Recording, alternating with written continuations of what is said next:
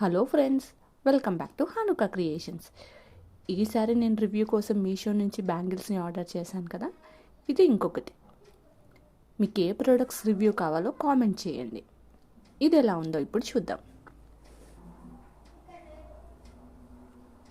ఇవి కూడా 2 piece bangle set.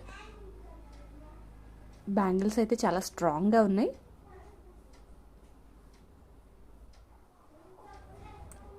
Pink and white stones వచ్చాయి అండ్ గ్రీన్ ఎనామెల్ కూడా వచ్చింది.